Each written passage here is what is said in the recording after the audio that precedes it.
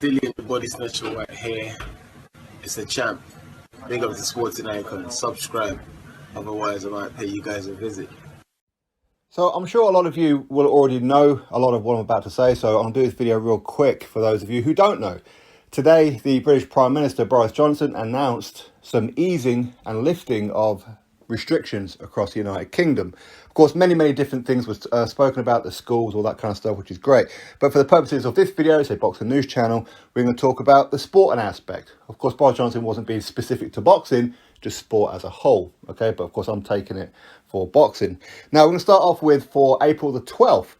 Those of you who like to go to the gyms, well, from April the 12th, the gyms are back open to the public, because up to for the last couple of months, and of course now, and up until April the 12th, is for professional athletes only. Okay, so from April the 12th, we can all go back to the gyms, which is great news. People have memberships, all that kind of thing, so that's fantastic. For me personally, of course, I like to go to the gyms and that anyway, but of course, to see a lot of the fighters that I know, I can actually interview them freely.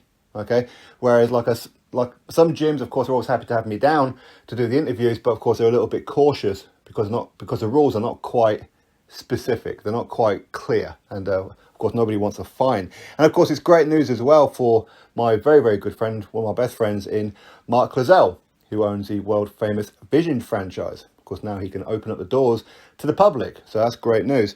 But of course the news that a lot of you will be more interested in, May the 17th.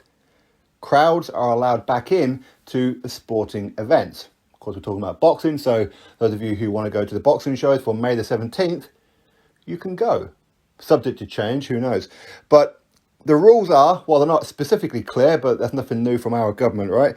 It seems that if it's a indoor sports venue, then 1,000 people are allowed in attendance or half full. I suppose it depends on the capacity and that. And outdoor venues, 4,000 people or half full.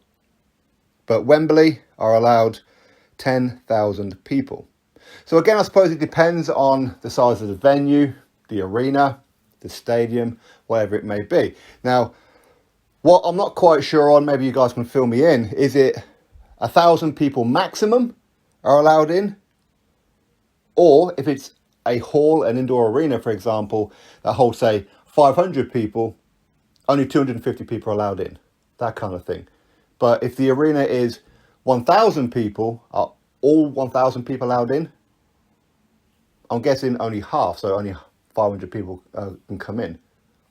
I'm guessing on that one, of course. But either way, no matter how we look at it, those who own the arenas, the stadiums, those who are putting on boxing events, football, rugby, whatever it may be, of course, they're going to have limited tickets. So if you see any kind of fight, for example, for the purposes of this video, that you want to go to, I wouldn't think too long and hard about whether or not you're going to go, because I've got a feeling that all the fight events that's going to be announced after May the 17th or from May 17th onwards is going to pretty much sell out very quickly. So if you get an opportunity to get any kind of tickets, grab them. But of course, there's going to be a lot of people out there who's going to be quite apprehensive. I mean, for me, I wouldn't want to really sit in a crowd environment until I know for a fact I'm going to catch nothing.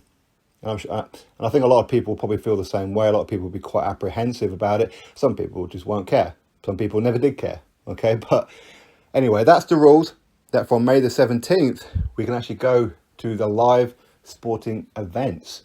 But again, if I've said something that's doesn't quite make sense, it's probably because I don't really understand it too much myself, because as per usual, the British government say one thing but then contradict themselves in the very next line. So I may be a little bit out on something. If I am, please clarify it in the comment section below.